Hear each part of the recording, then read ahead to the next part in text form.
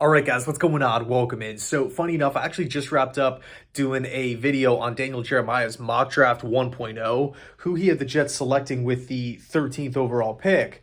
I'll have the video linked down below in the description box if you wanted to check it out. If not, no big deal. But Adam Schefter and Chris Mortensen of ESPN just hopped on live TV like a couple minutes ago here to pull back the curtain a little bit on some of the big name quarterbacks that could be playing for a new team next season in 2023. And to quickly preface, the Jets obviously need that experienced quarterback. They need that veteran. They need that star at the position. I'm not alone here. The New York Jets are a legitimate deep playoff threat, potentially Super Bowl threat, if they nail this position in the offseason. Of course, it's not the the only solution. It's not the last piece of the puzzle.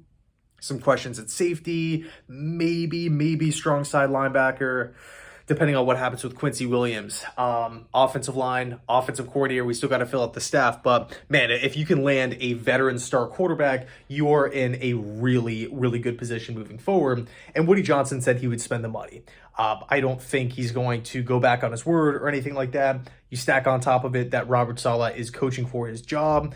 There might be that added pressure to get a deal done.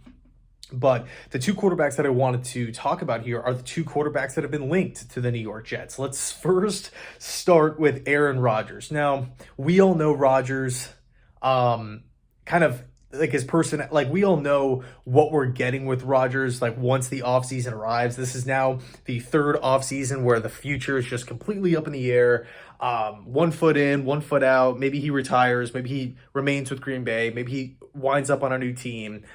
Maybe you request a trade. Like you just like it's kind of funny because it's like the opposite. Like we know this is coming, but we don't know what Rodgers is ever going to do.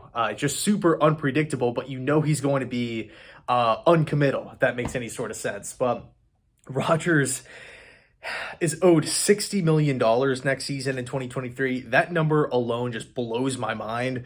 $60 million. Now Rodgers, 39 years old, he can still easily play at a high level. I mean, he's still one of the best quarterbacks in all of football.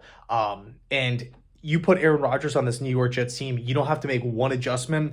They are a Super Bowl threat. They are a Super Bowl threat with Aaron Rodgers. Now, I will say this, the little inside report here that we got from Schefter and Mortensen is that the Green Bay Packers as an organization and Rodgers both realize that a trade is a real possibility. Like it seems like it's not necessarily going to happen or is looking like it's going to happen, but it seems like as the days go by, as the Packers continue to make moves with the roster, supposedly they can make some moves where they get rid of a couple players, and that's not going to sit well with Rodgers, and then he might actually want to bounce out of Green Bay. So the Jets are obviously linked to that. Now, again, $60 million, how do you come up with that cash?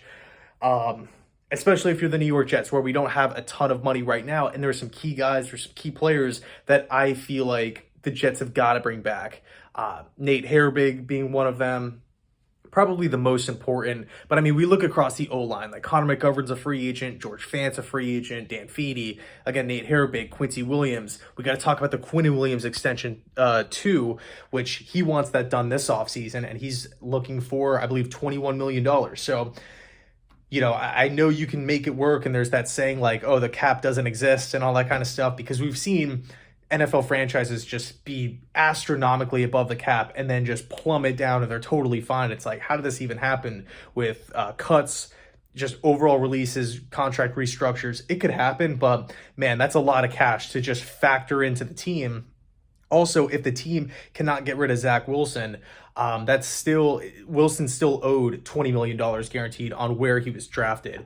And I'm not so sure a potential trade could even happen at this point, given Wilson's like how other teams view Wilson across the league. Okay, so the Rodgers stuff, super interesting. Although it's not like a guarantee, it's not like, oh yeah, it's going to happen. It's seeming to be a little bit more realistic than it was maybe a week or two ago, which is interesting. Next up is Derek Carr. Okay, now Carr, I actually wrote down the exact quote because I didn't want to forget it. let's see. They both said he is going to get traded. Like, he is. Now, what's interesting about Carr is he obviously has that massive cap hit, $40.4 million, that becomes fully guaranteed on February 15th. So the Raiders have got to make a move here.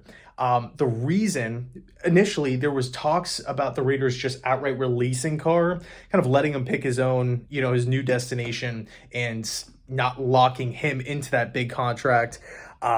But now, because again, according to Schefter and Mortensen, because there's such a big market for Carr, the chance of him getting traded is not only way, way higher, but it's probably going to happen a lot sooner rather than later. They went on to name drop 4 teams: Indianapolis Colts, Washington Commanders, Houston Texans, New York Jets. Right off the bat, I'm looking at Houston, and I just don't think they make the move. They have the second pick in the draft. You can go land a CJ Stroud. You could possibly go land a Bryce Young. I love both quarterbacks. I don't think you can go wrong there.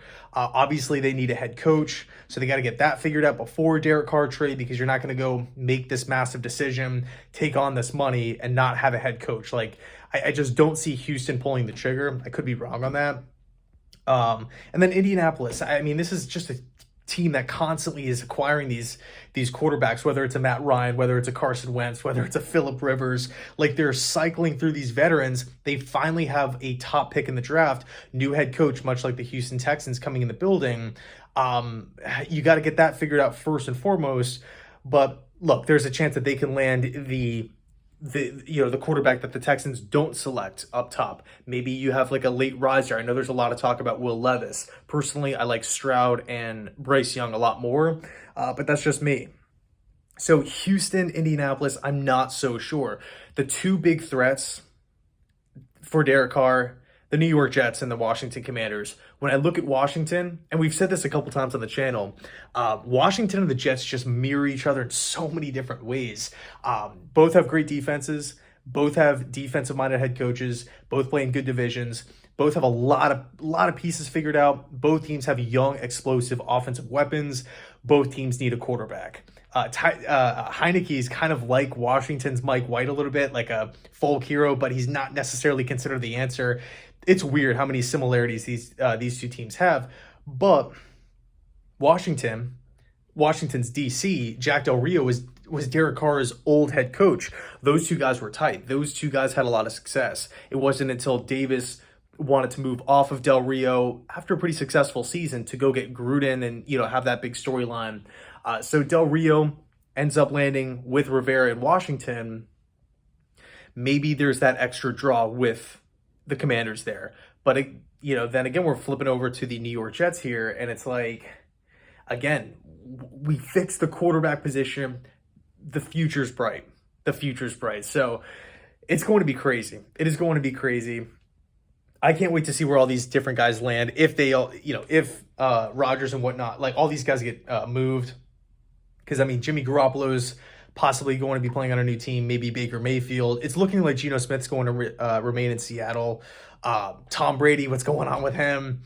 Man, there's so many different things. Anyway, let me know your thoughts down below in the comments section. Enjoy the playoffs today. And as always, go Jets.